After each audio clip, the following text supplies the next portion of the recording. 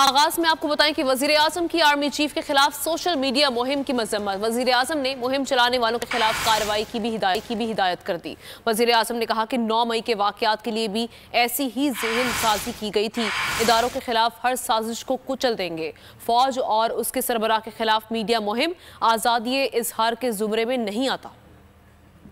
इदारों के खिलाफ साजिशों को कुचल देंगे। वजीर आजम की आर्मी चीफ के खिलाफ सोशल मीडिया मुहिम की सख्त मजम्मत। ट्विटर पर लिखा, 9 मई के यौम सियाह के लिए भी ऐसे ही जहन साजी की गई थी। 9 मई के मनसूबा साज, सहूलतकार और हैंडलर्स को दो टोक पैगाम है कि पाकिस्तान और इदारों के खिलाफ हर साजिश कुचल देंगे। वजीर आजम ने लिखा, आर्मी चीफ और फौज के खिलाफ घटिया, मजमूम और शरंगेज मीडिया मुहिम शैतानी जहन की मनसूबाबंदी का नतीजा है। साजिशी जहन और अनासिर मुल्क में सियासी और मुआशी इस्तेहकाम के खिलाफ फिर से सरगर्म अमल है। शोहदा के खिलाफ गलीज मीडिया मुहिम चलाने वालों की नई मीडिया मुहिम एक ही मंसूबे की कड़ी है। शहबाज शरीफ ने मजीद लिखा कि फौज और उसके सरबराह के खिलाफ मीडिया मुहिम आज़ादी इजहार के जुमरे में नहीं आता। ये सिर्फ साजिश है जिसे पूरी कुव्वत से रोकना कानूनी फर्ज है। कौम इस घनौनी साजिश को भी इसी तरह नाकाम बनाएगी जिस तरह 9 मई को मुल्क में खाना जंगी की साजिश नाकाम बनाई गई थी। मायूस अनासिर को बौखलाहट और मायूसी में मुल्क में नया बहरान पैदा नहीं करने देंगे। कौम अपनी फौज और उसके सरबराह के साथ खड़ी है। पीटीआई ने आर्मी चीफ के हवाले से वज़ीर आज़म शहबाज शरीफ के बयान को गैर जिम्मेदाराना और खतरनाक करार दे दिया। तर्जुमान का कहना है कि अफवाज पाकिस्तान और 9 मई के वाक़यात के बयानात हर जाविये से शर्मनाक और काबिल मज़म्मत है। ऐसे बयानात फौज को मुतनाज़ा बनाने के बयानिए का ईंधन हो सकते हैं। सुप्रीम कोर्ट के तफसीली फैसले के बाद मुल्क में आग लगाने, तहरीक इंसाफ और अवाम को कुचलने की मनसूबाबंदी करने वाले किरदार पूरी तरह बेनकाब हो चुके। वज़ीर आज़म कौम को बताएं 9 मई के वाक़यात की किस सतह पर आज़ादाना तहकीकात की गई है। सोशल मीडिया पर हुकूमत और पाक फौज के खिलाफ मुहिम जारी है। मरियम औरंगजेब का इस्लामाबाद में तकरीब से खिताब। कहा, 4 साल मुल्क में नफरत और अदम बर्दाश्त के बीज बोए गए। हर इदारे को बर्बाद किया गया। PTV और रेडियो पाकिस्तान को भी न बख्शा गया। ये इदारे महज इमारतें नहीं, तारीखी विरसे हैं। पाकिस्तान ने दहशत गर्दी के खिलाफ जंग लड़ी। उन्होंने ऐलान किया कि मुल्क के छोटे बड़े शहरों में सिनेमा और थिएटर्स बनाए जाएंगे।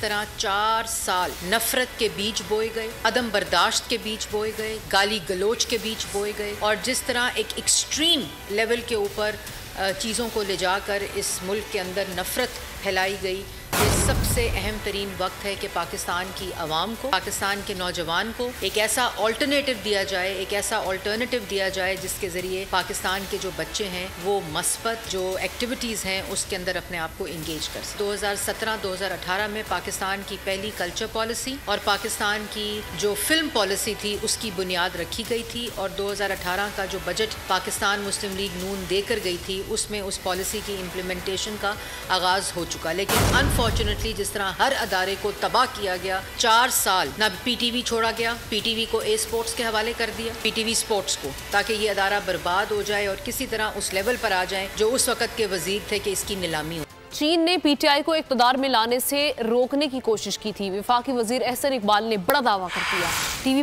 टीवी प्रोग्राम में बातचीत करते हुए कहा कि चीन ने अपने मोहतात सिफारती अंदाज में खबरदार किया था कि PTI को इक़्तिदार में लाने का नुकसान CPAC और पाकिस्तान को होगा। ताहम उनको कहा गया कि आप तसल्ली रखें, जो भी आएगा हम उसको ठीक करेंगे। बोले, चीन ने पैगाम दिया था कि किसी भी तरह का सियासत में नया तजर्बा पाकिस्तान के लिए नुकसानदेह होगा। वाइस चेयरमैन पाकिस्तान तहरीक इंसाफ शाह महमूद कुरैशी ने CPAC और चेक के हवाले से वफाकी वजीर एहसन इकबाल के बयान को अफसोसनाक और गैर जिम्मेदाराना करार दे दिया। शाह महमूद कुरैशी ने कहा कि ये बात कहना कामयाबी के साथ शुरू किया। पाकिस्तान तहरीक इंसाफ के चेयरमैन ने दहशत गर्दी एक्ट के तहत दर्ज मुकदमात में अपना बयान रिकॉर्ड करा दिया। चेयरमैन तहरीक इंसाफ 13 मुकदमात में शामिल तफ्तीश होने के लिए इस्लामाबाद में DIG ऑफिस में पेश हुए। साबिक वज़ीर आज़म से पुलिस की JIT ने तफ्तीश की। JIT में पुलिस अफसरान के अलावा हसास इदारों के 2 अफसरान थे। चेयरमैन PTI ने इस्लामाबाद पुलिस के तमाम मुकदमात से मुतालिक सवालात के जवाबात दिए।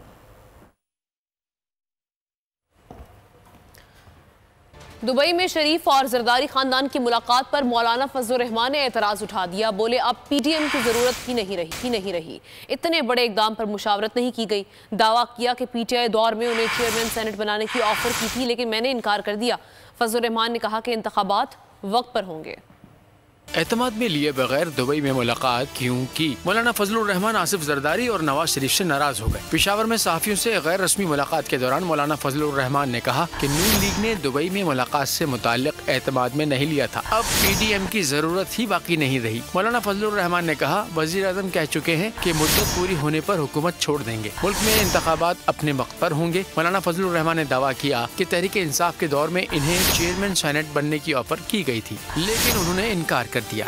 जहांगीर तरीन के भाई आलमगीर तरीन ने मौत से पहले मंगेतर से फोन पर बात की थी। पुलिस ने खातून से मुलाकात करके तफसीलात हासिल की। खातून ने इन्वेस्टिगेशन पुलिस को बयान रिकॉर्ड करा दिया। बताया कि आलमगीर तरीन 4 से 4:30 बजे तक बात हुई थी। फोन पर रूटीन की बातें हुई।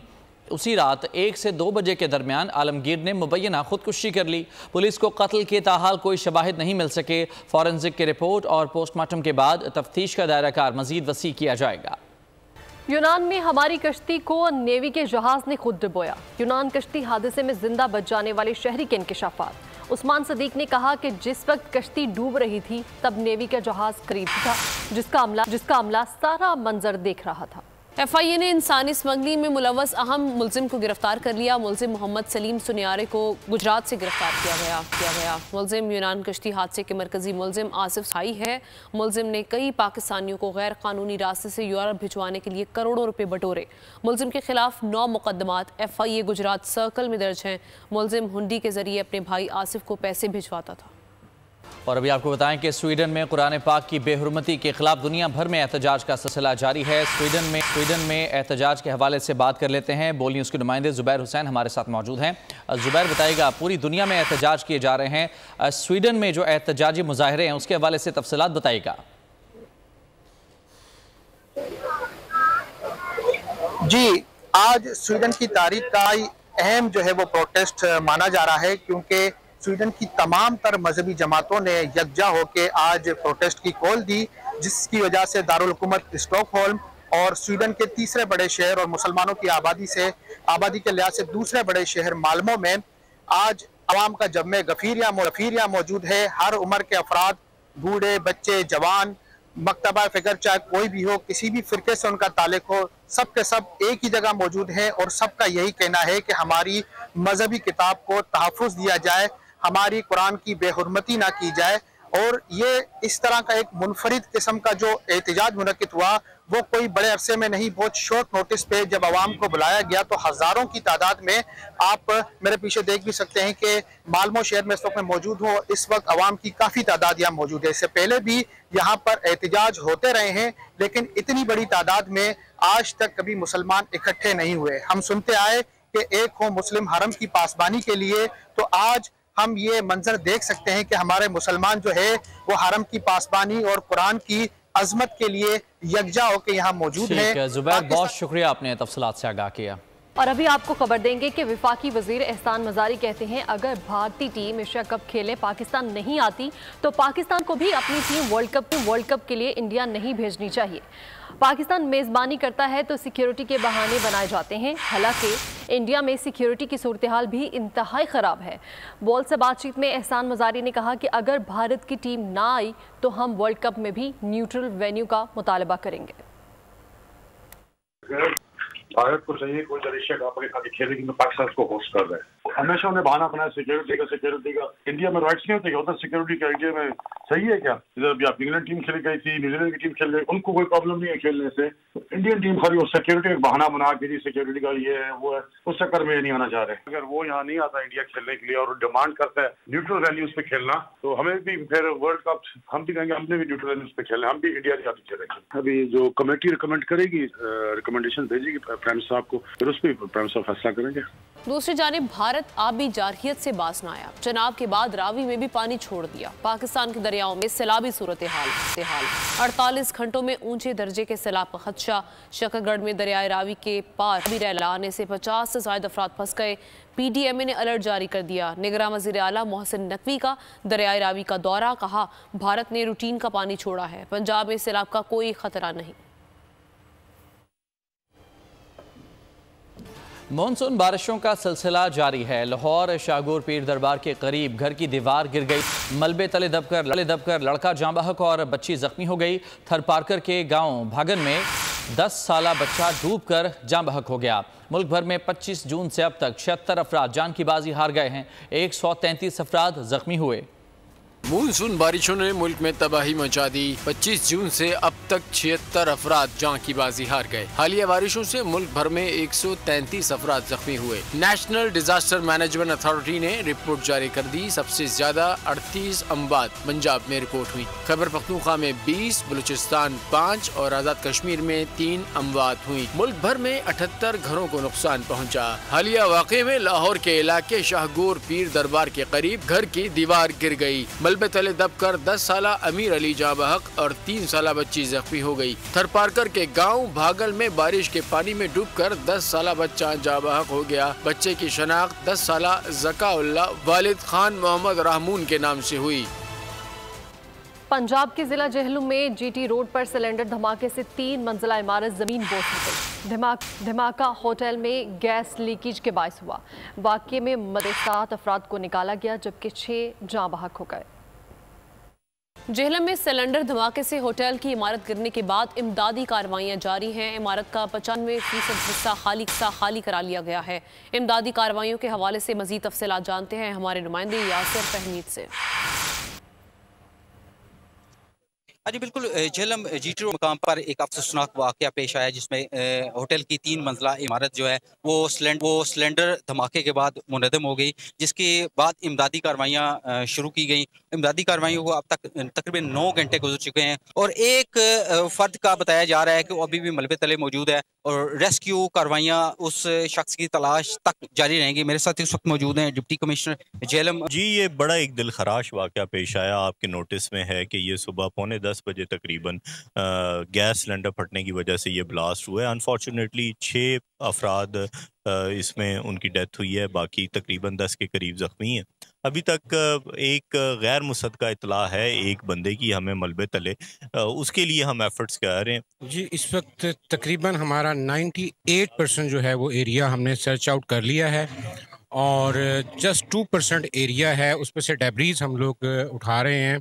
जी बिल्कुल, इनका कहना है कि अगले आधे घंटे तक हमारा जो रेस्क्यू ऑपरेशन है वो मुकम्मल कर लिया जाएगा और जो गैर मुसद्दका इतलात हैं एक शख्स के तले दबे होने की, उसकी तलाश तक। यासिर, बहुत शुक्रिया आपका तफसीलात के लिए।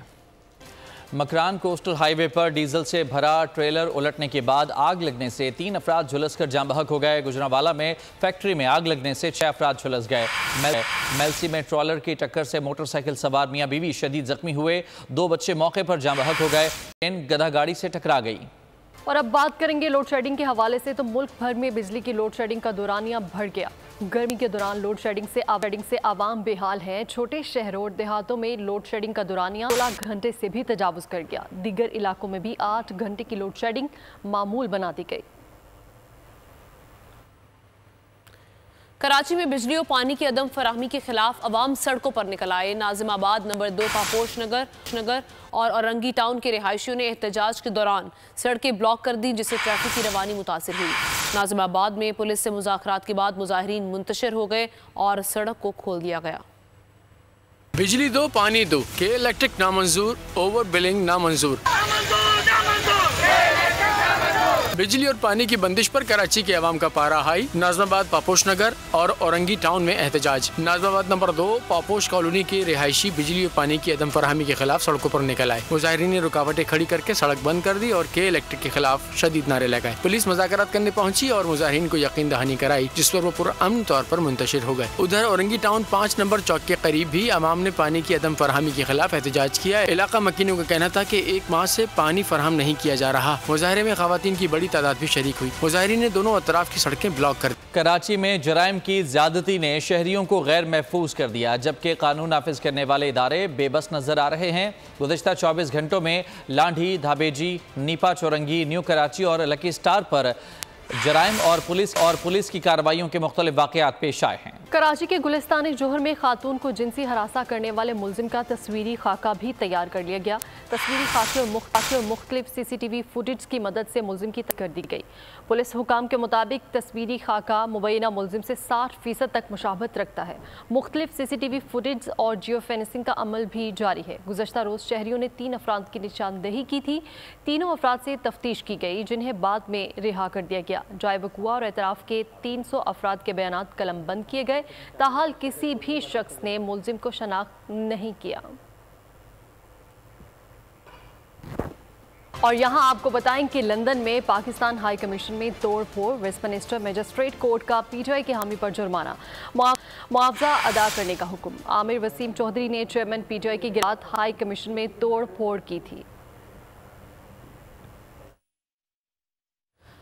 मुख्तलिफ तबका हाय फिक्र और सियासी शख्सियात का जिना हाउस लाहौर का दौरा। हुकूमत पाकिस्तान और अदालतों से जल्द इंसाफ का मुतालबा कर दिया। वफ्द का कहना था कि शरपसंदों ने अपने ही कायद के घर को बेदर्दी से जलाया हुआ और जिन लोगों ने किया, और ये हंसता बसता हमारे कायद का घर ये कोर कमांडर हाउस है, यहाँ उन्होंने जिस बेदर्दी से, जिस जालिमाना अंदाज में और जिस शफाकियत का मुजाहरा किया, हम तमाम लोग पाकिस्तानी अदलिया से और तमाम मुताल्लिका इदारों से ये अपील करते हैं कि उन मुजरमान को कैफरे किरदार पे पहुँचाया जाए। दुश्मनाने पाकिस्तान ने और अगयार ने जो पाकिस्तान की शाख पर, इसकी शान पर, इसके वक़ार पर हमला किया है, हम ये अहद करते हैं कि इसके लिए हम पाक फ़ौज के साथ खड़े हैं। ये सानिया 9 मई जो है ये स्याह बाब की तरह तारीख में लिखा जाएगा और हम नहायत ही शर्मिंदा हैं।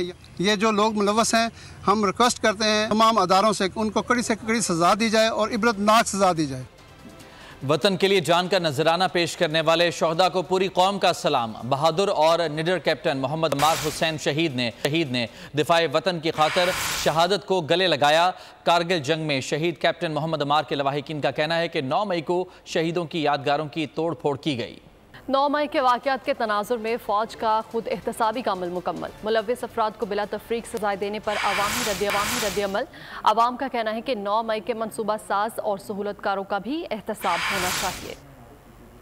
लोग शरपसंदी में इन्वॉल्व थे, उन सबको कटहरे में ला के उनका एहतसाब करना चाहिए। जब फ़ौज ने अपने ही इदारे में एहतसाब किया है तो इधर भी बड़े बड़े जो मास्टरमाइंड थे उनका एहतसाब होना चाहिए। उसके खिलाफ पूरी इन्वेस्टिगेशन होनी चाहिए ताकि मंजर आम पर आए वो शख्स जो मुलव्वस अनासर थे उनके खिलाफ भी इसी तरह का इकदाम किया जाए। सजा मिलेगी तो आगे काम चलेगा ना। जिसने किया है, जिसने प्लान बनाया है, उसको पकड़े। मैं तब मुतमईन हूँगा जब मतलब कड़ी से कड़ी सजा दी जाए। जिन्होंने इन मंसूबों को बनाए वो बड़े तबकात हों या छोटे तबकात हों, उन सबको बराबरी की बुनियाद पर सजा मिलना चाहिए। और मुलविस अफराद हैं उनको जो न ठीक ठाक सजा मिलना चाहिए। बहुत बड़ी बगावत का सोचा था इन लोगों ने, इनको पकड़ करके उन अफराद को सख्त से सख्त सजा दी। बिल्कुल जो मुलविस सबका एहतसाब होना जरूरी है। वाकया में हिस्सेदार बने हैं उनके खिलाफ बाकायदा कानूनी कार्रवाई होनी चाहिए। उनके खिलाफ हद से ज्यादा सख्त कार्रवाई होनी चाहिए। मुलजिमान को भरपूर सजा मिलनी चाहिए। उन्हें सजा मिलनी चाहिए, वो हमारा भाई ही क्यों ना हो। उन्हें इबरतनाक सजा मिलनी चाहिए। इसके साथ ही न्यूज़ बुलेटिन से इतना ही। एक ब्रेक के बाद हाजिर होंगे हेडलाइंस के साथ। मज़ीद खबरों और अपडेट्स के लिए विजिट कीजिए हमारी वेबसाइट bolnews.com और देखते रहिए बोल न्यूज़।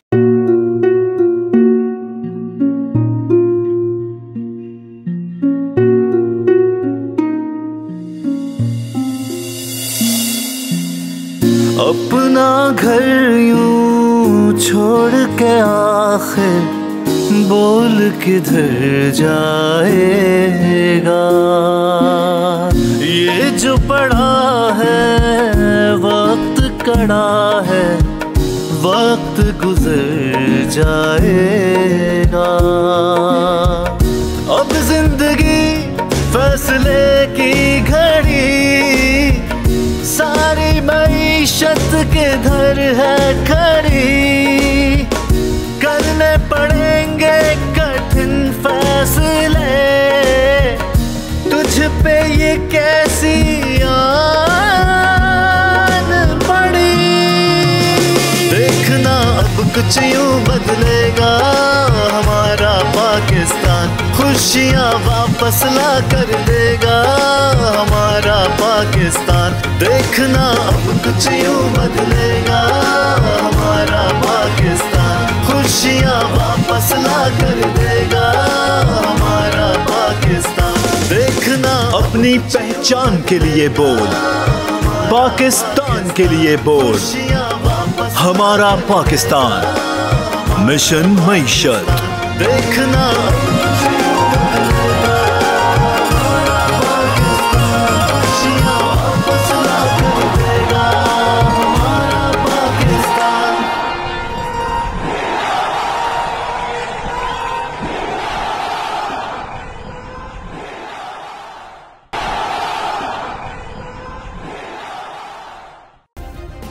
सब्सक्राइब करें और बेल दबाएं ताकि कोई खबर रह न जाए।